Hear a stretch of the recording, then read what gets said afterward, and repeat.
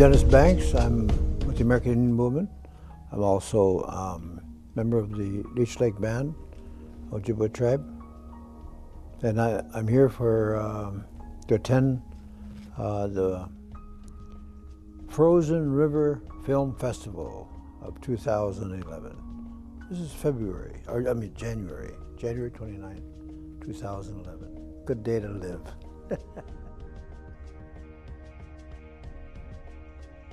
Well, I had said, you know why I said no? Because I didn't remember I had been in Winona, and I told the people, I said I hadn't been in November, I had never been in Winona before, and then they produced a photo of me and Russell Means and Bill Kunstler.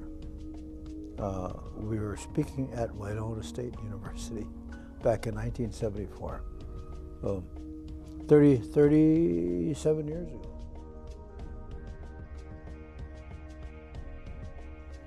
The film festival, the Frozen River Film Festival. I came here because, well, of course we've been attending film festivals on the release of A Good Day to Die, but I was interested in coming to Winona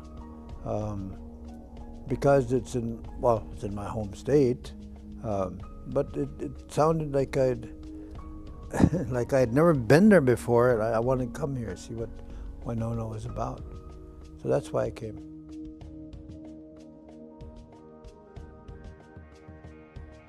Bill Kunstler was an extremely great trial attorney. In 1974, I was facing 250 years in prison plus a life sentence. And the job that we put on the defense committee was to find attorneys across the country that would come and defend us. And Bill's name came up, and he wanted to become involved with Wounded Knee because he saw it as a very that there'd be constitutional issues that might surface, and he wanted very much to be involved in it. We also put out a search also. Our committee said we'll find the best Native attorneys around the country to defend you. And I said, I want the best trial attorney. If that trial attorney is black, I want him here. If he's Native, then he should be here. And we didn't have any money, so it had to be done with that understanding. That we didn't have any money, and perhaps because we were indigenous, maybe the courts could help out with some of the costs, of which they did in the end. But Bill Kunstler, then our search and his volunteering came almost at the same time. And of course, I had heard about Bill, I'd heard about his work, and definitely we wanted him here. Well, I think first of all, the Good Day to Die is a archival, and it's a historical document. The content is historical, and has great significance of what the history was during this time of our existence between Native people and America. But A Good Day to Die was about the things that I felt should die. The racism, discrimination, bigotry, and veiled discrimination, veiled bigotry, the bigotry that comes across in the movies, the racism that comes across in the textbooks. So this is what I felt when we were going to Custer that morning. I said it was a good day to die. And for Custer, South Dakota, because they represented the epitome of racism. They represented the bigotry of discrimination. I mean, the town itself, Custer, it's like as if Germany wanted to build a town in Poland or in Israel and called it Hitlerville. I mean, that's the same.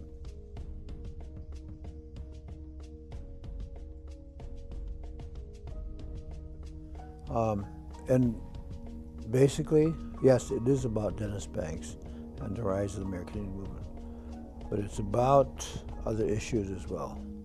And those issues are far-flung, they're very deep,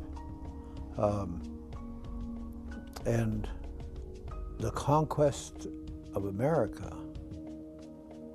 written by white people in this country, is about what they think conquering also Native people. But as I ran across yesterday,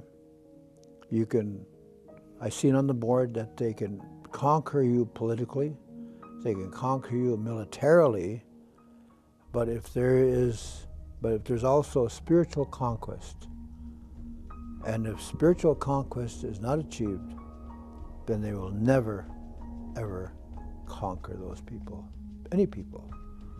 And in this case, it's Native people. Well, I know why it was, because of racism in this country, discrimination. Up in Minnesota, well, we were focusing only on Minneapolis. When we came together, I had never thought that we're going to be a national organization, known worldwide.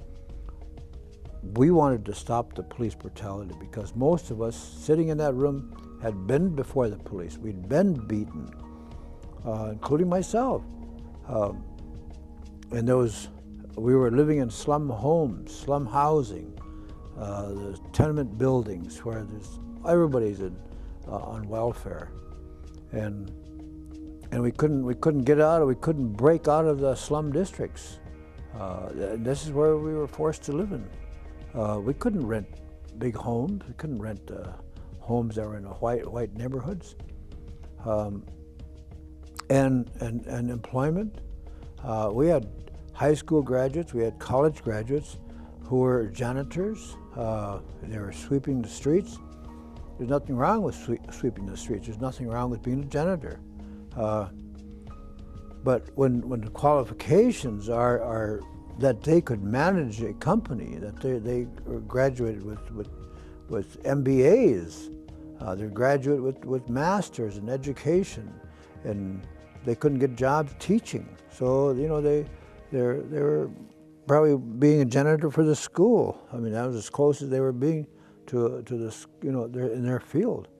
So education, housing, the employment, unemployment for Native people was just high. It's always been 60, 70%. And America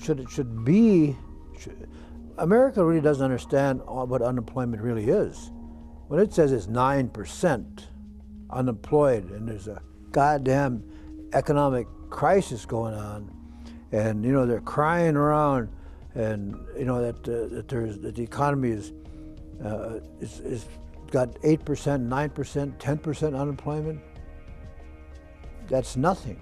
That's nothing compared to what is the unemployment for black people in this country. What is the unemployment rate for Native people? It is 70, 65, 70, 75% on any reservation. Right now, I bet you there's probably about 200 Native people on our reservation that have jobs. Out of 8,000 people, 200 jobs? America shouldn't cry too much. Then they would, if there was 60, 70% unemployment in America. I mean, people would be in riots all the time. There'd be looting going on all the time. And so, so when our people end up in jail for looting, for robbing grocery stores, maybe America should understand what that's about.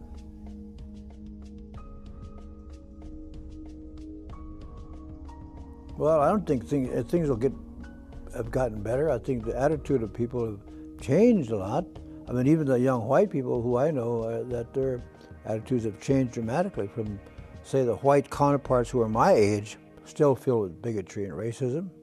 Not all of them, but some of them rednecks, they're never going to change.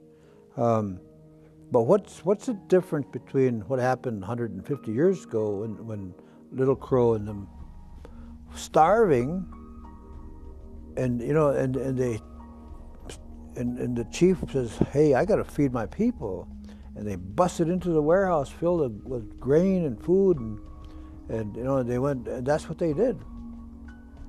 And so, what's changed then in this country is that our people, Native people, with 60, 70%, I hate to keep dwelling on that, but they're filling up the prisons with our young people.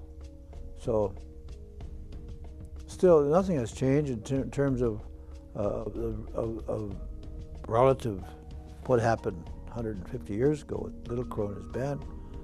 They went on a war path because and they broke into the government storage of foods.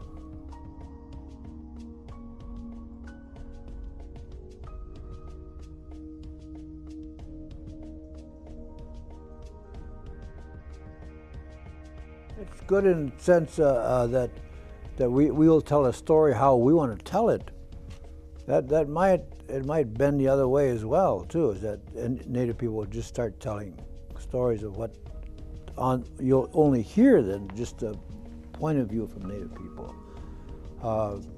If you see a white film showing discrimination, showing bigotry, I think that's what we need is people then who are extremely concerned about racism and bigotry to tell the stories and look and not caring, because if they're white, saying, "Look, some of my own white people are doing this. I've got to say that and I've got to show it." So, and if it was just all Indian, of course they would show it too. And then people would say, "Well, of course. It's an all-Indian cast, all-Indian show, all-Indian directors. Of course they're going to show white people as bad people."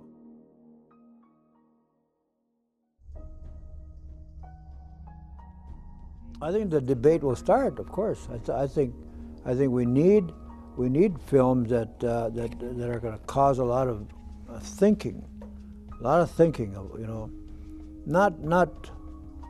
what to think, but to think. I think that's what we need.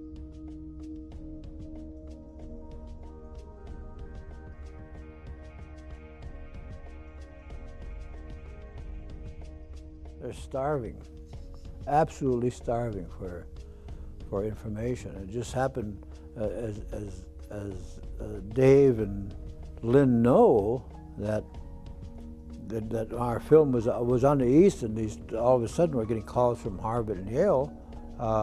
To go over there, and they're scrambling, to have accommodations for somebody to come over and speak about what are the issues out there.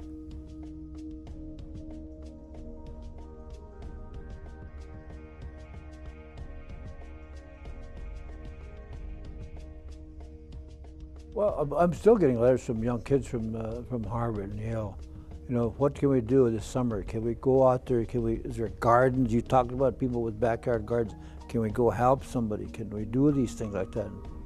And I'm writing a list of things, what you can do, for a walk, for what we're doing with the walk. What you can do to help people with, bring some people who understand plant life and stuff like that, bring them out here and help, I want to start a garden too, but I don't know anything about plant life. I don't know what's good next to the potatoes and whatever. So I need somebody to come out there and say, okay, Banks, here's the potatoes. Now next row should be corn or squash or something like that. So, I mean, that's what we need. We need that kind of help. Well, I think it's important that that young people, instead of, like, say, going to Cancun for their spring break, maybe they ought to come to a reservation for a break or for a spring break. You know, come up there and bring their shovels and axes and hammers and nails, and especially springtime towards the southern part of the state, so they can help with gardens and help develop. I think they should approach community leaders. Sometimes you call, and even I have trouble. I call if I want something done. If I'm looking for somebody, I'll call the tribe first, but I won't ask the tribal council president or secretary treasurer for anything, because, oh man, they've got so many things to do. It might just sit there or request for a long time. I would say, give me who's the youth leader or something like that out in the district, and talk to them guys, you know. So I would say talk to somebody that's in say human resources, you know. There are some retired guys that could come out also as well, you know, professional welders and guys, mechanics working on for years. Because I know the retired guys will come out for a week or maybe a month, because I tried to retire one time. I laid around for 3 weeks, and I thought, holy crap, I swept my house. I swept it maybe 3 times that day. And I knew that, I gotta do something. And so, I mean, then I was going to the casino, and then I still go to the casino, but then I was going to the casino all the time just to see who was around and meet, so come out. So I would say have these people come out to the res, instead of coming to our casinos, have the res go to the community. And off comes guys with hammers and nails and shovels and picks and you know, tools, and say, you know, what can we fix up some cars? Can we